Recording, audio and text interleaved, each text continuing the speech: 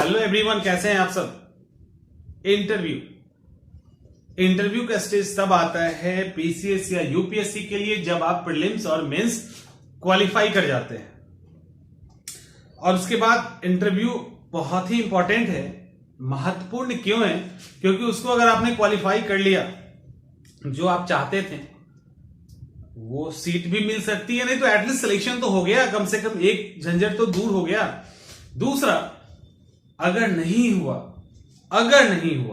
तो फिर आप उसी स्टेज पे आ जाते हैं जहां से सबसे पहले स्टार्टिंग होती है। और फिर अगले साल क्या होगा नहीं होगा कोई नहीं जानता।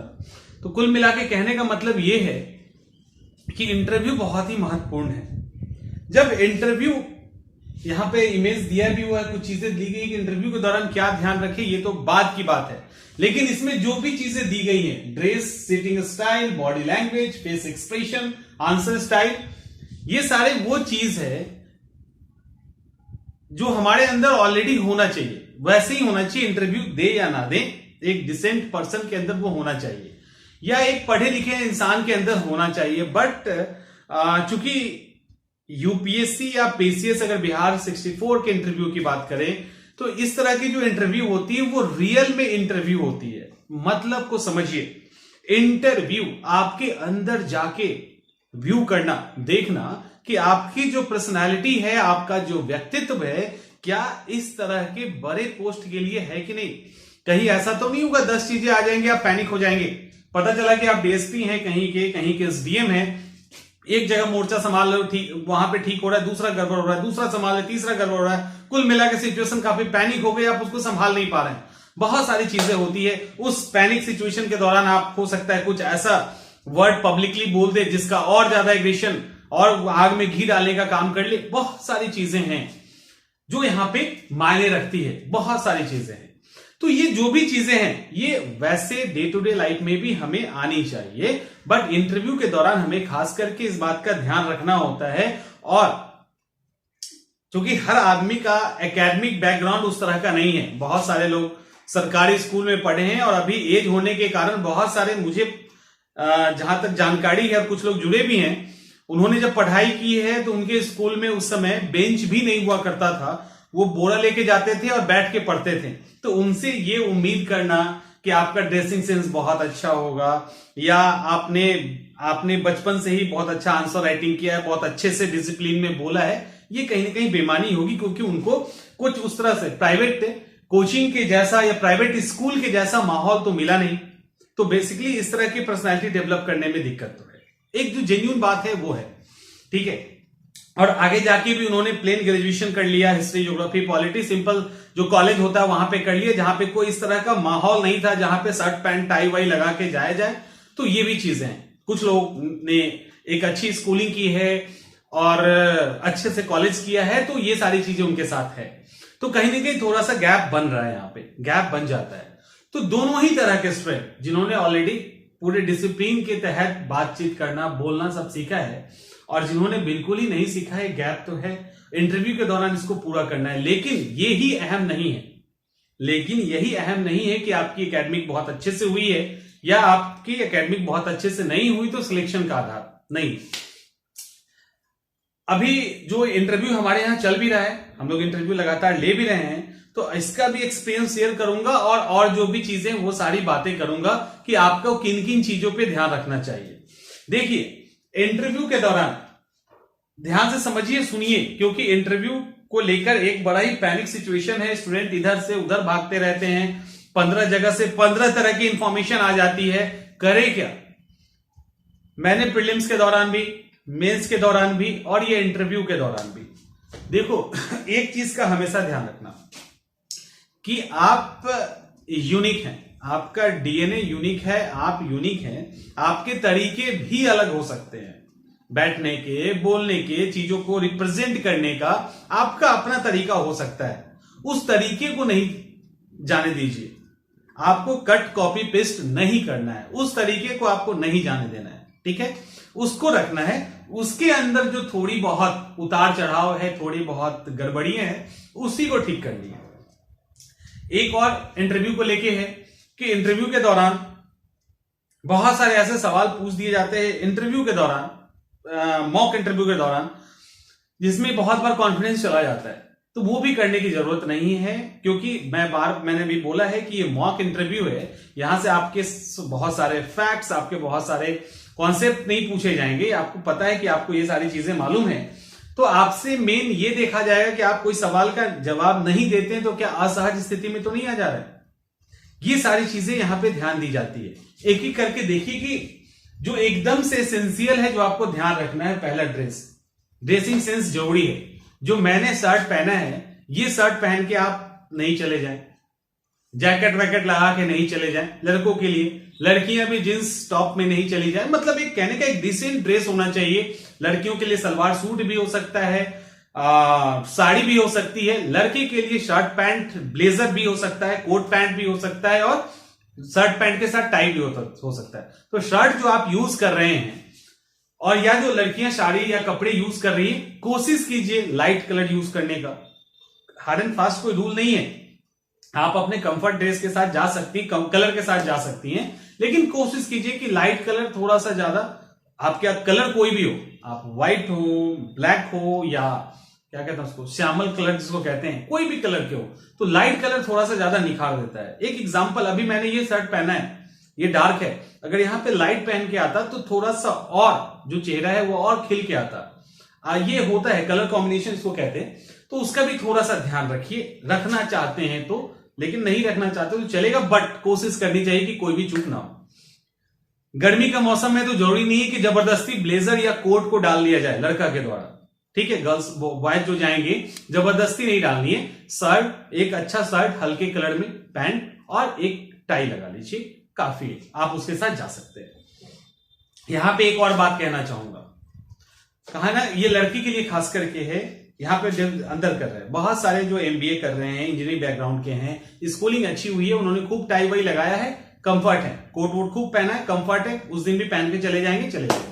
लेकिन जिनकी एकेडमिक उस तरह की नहीं है, गांव के स्कूल में पढ़े हैं, कॉलेज भी उसी तरह का है, जिनको टाई लगाना, कोट पैंट पहनना कुछ इस तरह का है कि कोई पार्टी फंक्शन होगी तब पहना करते हैं। अगर कुछ ऐसा है आपके साथ कि पार्टी फंक्शन में आप ऐसा काम करते हैं, तो ध्यान रखिएगा, अगर सीधा सीधा इंटरव्यू में आप ये पहन के जाते हैं तो आप खुद को कंफर्टेबल फील नहीं करवा सकते। आप अपना ही ड्रेस देखते रहोगे, सामने वाले इंटरव्यू वाले ने फंसाने के लिए अगर हंस भी दिया ना थोड़ा सा, तो आपको लगेगा कहीं मेरा ही तो गड़बड़ नहीं है। इट मीन्स कहने का कि आपको अगर टाई लगाने की आदत नहीं है, कोट पहनने की आदत नहीं है, तो आप घर में 10 मिनट, 15 मिनट, आधा घंटा जो है वो रेगुलर लगा के बैठिए इंटरव्यू तक। आप कहीं मॉक दे रहे हैं तब भी ठीक है, नहीं दे रहे हैं तब भी, लेकिन लगा के बैठो ताकि एक आदत हो जाए, वहां पे आप अनकंफर्टेबल फील ना करें। लड़कियां भी बहुत सारी अगर साड़ी में जाना चाहती हैं, सूट में जाना चाहती हैं, वो वो फ्रिक्वेंटली यूज नहीं करती हैं, किसी ओकेजनली यूज करती हैं, तो वो भी उसको पहनना शुरू कर दीजिए, कम टाइम के लिए, लेकिन पहनिए ताकि आप वहां पे कंफर्ट हो। तो ये जरूरी है ड्रेस में। सिटिंग स्टाइल, आप यहाँ की इमेज देख रही है, लड़की स्ट्रेट में बैठी है। सिटिंग स्टाइल में मैंने ऑब्जर्व किया है, अभी जो इंटरव्यू में ले रहा हूं उसके अंदर, तो उस सिटिंग स्टाइल में कुछ लोग बिल्कुल समझ रहे हैं, एकदम ऐसे हैं, एकदम इसी मोड में जवाब दे रहे हैं, मैंने देखा है, इसी मोड में जवाब दे रहे हैं, ठीक है, नहीं। और कुछ लोग ऐसे हैं, नहीं, आप सिंपल से रहिए, बस ऐसे रहना है, एकदम ऐसे नहीं रहना, ऐसे भी नहीं रहना झुक के, बिल्कुल सिंपल रहिए, ठीक है। एकदम साधारण तरीके से, बहुत सहज होके, डेस्क पे आपको हाथ नहीं डालना है, हाथ अपने पैर पे रखिए, जिस स्टाइल में रखा गया है, सिंपल सा इसी तरीके से आपको बैठ जाना है, ठीक है। ये आपका ड्रेसिंग स्टाइल होना चाहिए, सॉरी सिटिंग स्टाइल होना चाहिए, एकदम सीधा, जो आपका रीढ़ की हड्डी जिसको कहते हो वो बिल्कुल स्ट्रेट होना चाहिए, झुका हुआ भी नहीं और टाइट भी नहीं, बिल्कुल कंफर्ट होके बैठिए। बॉडी लैंग्वेज जिसको कहते हैं, बॉडी लैंग्वेज के अंदर मैंने देखा है कि इंटरव्यू के दौरान ही एक्सपीरियंस है और पहले का भी मैं बता रहा हूं, तो बॉडी लैंग्वेज में अक्सर क्या होता है, जिनको जानकारी नहीं होती है, अभी मैंने देखा कुछ लोग हैं जो ऑलरेडी सिलेक्टेड हैं, अच्छे पोस्ट पर हैं, जब वो इंटरव्यू दे रहे थे तो कुछ इस तरह से गर्दन लटका हुआ है, जवाब दे रहे हैं, नहीं आता है सर, कुछ इस तरह से, तो खैर डांट लगाई तो उन्होंने फिर ऐसे किया, लेकिन डांट लगाना पड़ा, समझ रहे, इंटरव्यू बोर्ड में आपको डांट नहीं लगाई जाएगी, क्योंकि मुझे यहां सुधारना है, मैंने डांट लगा दिया। इंटरव्यू बोर्ड में ऐसा नहीं होगा, वो तो ऐसे ही सुन लेंगे आपका सारा और इसी तरह से नंबर काट देंगे, आप चले जाइए, इसी तरह से नंबर भी काट देंगे, उनको बॉडी लैंग्वेज, मतलब कहने का कि आप जिस इंटरव्यू के लिए गए हैं उसके प्रति समर्पण दिखना चाहिए। आप किसी पोस्ट पे हो, आपको लगता है कि आपकी नौकरी नहीं होती, आपको फर्क नहीं पड़ता, ठीक है, तो इंटरव्यू मत दो, इंटरव्यू मत दीजिए, लेकिन बॉडी लैंग्वेज आपका एक उस पोस्ट के लिए समर्पण भाव दिखना चाहिए, ठीक है, ये अहम है। तो आपका बॉडी लैंग्वेज जो है वो बिल्कुल पोलाइट होना चाहिए, बिल्कुल पोलाइट। आप आराम से गेट खोलिए, आवाज ना करे तो बेहतर है, जाएं, चेयर को उठाएं, थोड़ा सा पीछे करें, परमिशन पहले ले लें, मे आई सिट, अगर उनको परमिशन दे दिया, चेयर को थोड़ा सा पीछे करके उठाएं, आराम से इस तरह से बैठ जाएं। उसके बाद जब आपका इंटरव्यू हो जाए, बॉडी लैंग्वेज एकदम नॉर्मल रखना है, नहीं ज्यादा हिलना है, ना ही डोलना है, और ना ही अभी आगे बात करेंगे, ना ही, ठीक है, आराम से रहना है। और फिर जब आप उठें तो फिर आप चेयर पीछे थोड़ा करके उठ जाइए, फिर चेयर को अपनी जगह पे रख के चले जाए। ये तो हुआ बॉडी लैंग्वेज। फिर है फेस एक्सप्रेशन। फेस एक्सप्रेशन क्या कह रहा है? फेस एक्सप्रेशन में जैसे अभी मैंने गर्दन टेढ़ा करने की बात की, या अभी लगातार कुछ लोग बहुत ज्यादा कंफर्ट हो जाते हैं, कुछ लोग अनकंफर्टेबल होते हैं, कुछ लोग बहुत ज्यादा कंफर्ट हो जाते हैं। कहा यह जाता है कि फेस पे थोड़ा सा स्माइल रखिए, तो थोड़ा की जगह बहुत ज्यादा कंफर्टेबल शो करने के चक्कर में बहुत ज्यादा स्माइल रख लेते हैं। आप वहां पे अपने अंकल आंटी, अपने भैया और भाभी से मिलने नहीं जा रहे हैं, समझ में आ रहा है? बिल्कुल वो प्रोफेशनल है, आपको भी प्रोफेशनल रहना है। फेस एक्सप्रेशन के अंदर आज ही का इंटरव्यू है, छोड़ दिया गया जवाब देने के लिए, दिए जा रहे हैं जवाब, रुकने का नाम ही नहीं लिया जा रहा है। लग रहा है कि सामने वाला पूरा इंटरेस्ट ले रहा है, ये नहीं है, आपको वो छोड़ रहे हैं कि आप बोलते रहिए। और उसका नतीजा ये हुआ कि ऐसा लगा कि नहीं, ये बड़ा ही फ्रेंडली है, मेरे बातों को खूब अच्छे से सुन रहे हैं, तो और ज्यादा फ्रेंडली हो जाना चाहिए।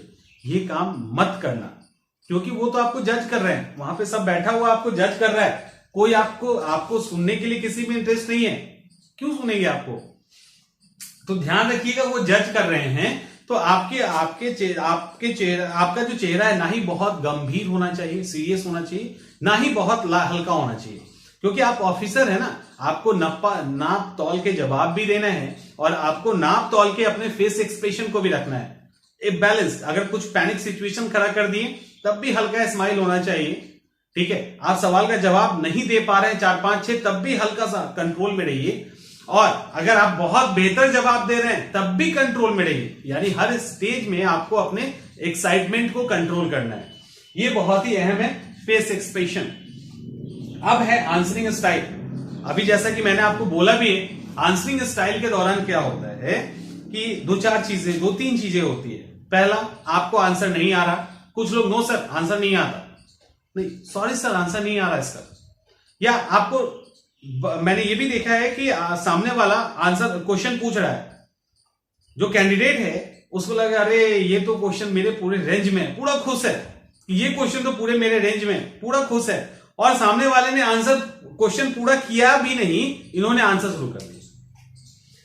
ऐसे खुश होइएगा तो सामने वाले जो है ना आपको ट्रैप में ले लेंगे, और वो बहुत ही समझदार और बहुत पढ़े लिखे हैं आपसे और हमसे, ठीक है। अगर उनको ये एहसास हो गया कि आपको लगता है कि नहीं इसका तो मैं सही जवाब दूंगा, तो आपको फंसा लेंगे, तो ये काम आपको नहीं करना। क्वेश्चन उनका पूरा होने दीजिए, 5 से 10 सेकेंड लीजिए, आपको आंसर आता है तब भी, नहीं आता है तब जवाब दीजिए। कोई ऐसा आंसर क्वेश्चन आ गया जहां पे क्वेश्चन लंबा है, आपको उसको लॉजिकल फॉर्म में अरेंज करने में आंसर को दिक्कत हो रही है, आप उनको बोले कि सर कुछ सेकेंड में ले सकती हूं या ले सकता हूं, मुझे आंसर फॉर्म करना है, या मैं थोड़ा सा टाइम लेना चाहता हूं या चाहती हूं, तो आप टाइम लीजिए, कोई दिक्कत नहीं है, ठीक है। कुछ ऐसे भी जवाब हैं जो आपको नहीं आते हैं, तो डायरेक्ट सॉरी कहने की जगह पे गोल गोल जवाब दे दिया जाता है, तो वो गोल गोल जवाब देने से बचिए, क्योंकि अगर गोल गोल जवाब देंगे तो नंबर भी गोल गोल आ जाएगा। तो आंसर के अंदर नहीं आ रहा है, नो सर, आ रहा है, कुछ सेकेंड लेके आराम से जवाब दीजिए। जवाब को घुमाने की कोशिश मत कीजिए, क्योंकि आपके गुरु वहां बैठे हुए हैं, ठीक है, वो किसी भी स्टेज में आपको पकड़ लेंगे, और आप ज्यादा तेज बढ़ने की कोशिश करेंगे तो ये आपके लिए घातक हो जाएगा। तो आंसर जो स्टाइल है, आंसरिंग स्टाइल है वो, और एक और इंपॉर्टेंट बात, अगर वो आपका आंसर बहुत सुन रहे हैं तब भी, और नहीं सुन रहे हैं तब भी, आंसर उतना ही दीजिए जितना सवाल पूछा गया है। आंसर बार बार रिपीट नहीं कीजिए। आपको लगता है कि आपने सही आंसर दे दिया है, तो उनके बार बार, अगर लगता है कि आपने सही और प्रैक्टिकल आंसर दिया है, तो उनके बार बार आर्गुमेंट पर भी आप अपने स्टैंड पे रहिए। स्टैंड से हिल मत जाना, हिल जाओगे तो फिर गड़बड़ है, फिर उनको लगेगा कि नहीं दबाव में आप अपने स्टैंड को सिर्फ आप अपने स्टेप को पीछे ले सकते हैं। तो ये सारी वो चीजें हैं जो आपको इंटरव्यू के दौरान ध्यान में रखनी ही रखनी है, ये एसेंशियल है।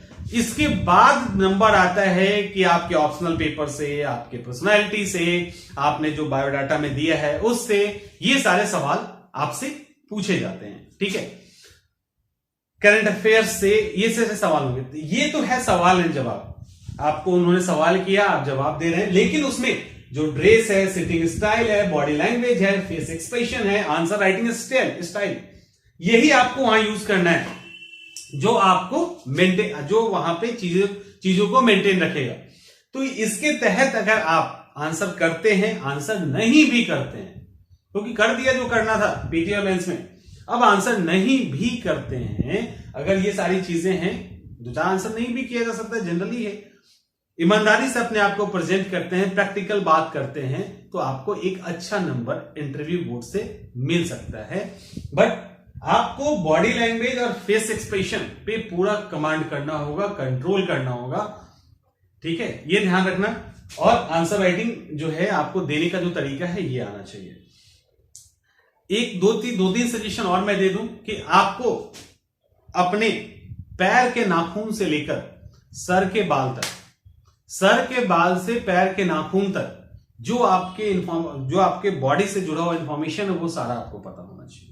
इवन आप उस दिन अगर लड़के की बात करें, शर्ट पहन के कोई चले गए तो पूछ सकते हैं कि शर्ट में आपके कितने बटन है, पूछा जा सकता है। आपको नहीं ध्यान है कोई बात नहीं, बोला सर एक बार मैं गिन लूं, मुझे नहीं पता। मतलब ये काफी जेन्युइन है ना कि शर्ट पहना, बटन कौन गिनता है, तो वो भी जानना चाहते हैं इस तरह की चीजें कि भाई कैसे, बटन थोड़ी ना गिना होगा, लेकिन काउंट कर लो, क्या फर्क पड़ता है, बता देना कि हाँ सर मुझे लगता है कि इसके आसपास बटन होगा, चलेगा।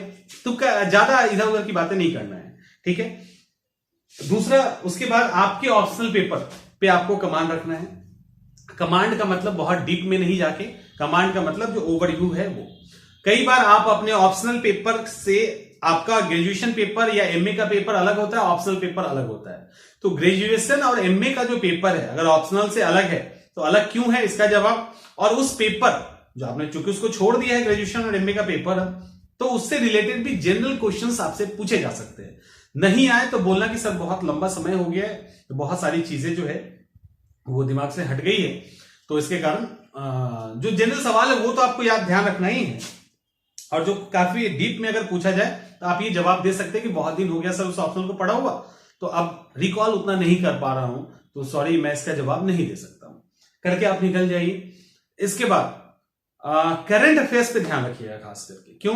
क्योंकि वो लोग बड़े बुजुर्ग टाइप इंसान होते हैं, न्यूज़पेपर डेली अलग अलग चैनल पे न्यूज पढ़ना, ठीक है, और वो भी मोटे मोटे मुद्दे, बड़े बड़े मुद्दे, ठीक है, जैसे सुशांत केस है तो सुशांत केस से रिलेटेड सवाल पूछ लें, राम मंदिर से पूछ लें, तो इस तरह के कोई योजना चल रहा है उस तरह से सवाल, तो जो एकदम बर्निंग इशू टाइप है ना, वही उनको भी ध्यान रहता है। कोई ऐसा नहीं है कि वो बहुत ही अलग तैयारी करके आपसे इंटरव्यू पूछने आते हैं, ऐसा नहीं है, ठीक है, तो वो भी मोटा मोटी सवाल आपसे पूछेंगे, तो आप उसके लिए तैयार रहिए। ये सारी चीजें आपको ध्यान में रखनी है। और सबको ऑल द बेस्ट, जो भी इंटरव्यू देने जा रहे हैं, तो इन सब चीजों का ध्यान में रखिए। जिनको आदत नहीं है वो आदत में शामिल अभी से कर ले, और बिल्कुल घबराओ मत, परेशान ना हो। सबसे अच्छा तरीका है कि मिरर उठाइए, अपने ही कैमरे से शूट कीजिए, मिरर के सामने बोलिए, जो भी गलतियां हैं वहां से आप आराम से उसको पकड़ लेंगे। बस हो गया, यही करना है, और दैट्स इट। और जो इंटरव्यू सेशन चल रहा है उसमें भी अगर आप जुड़ना चाहते हैं तो जुड़ सकते हैं। चलिए मिलते हैं फिर हम लोग नेक्स्ट वीडियो में।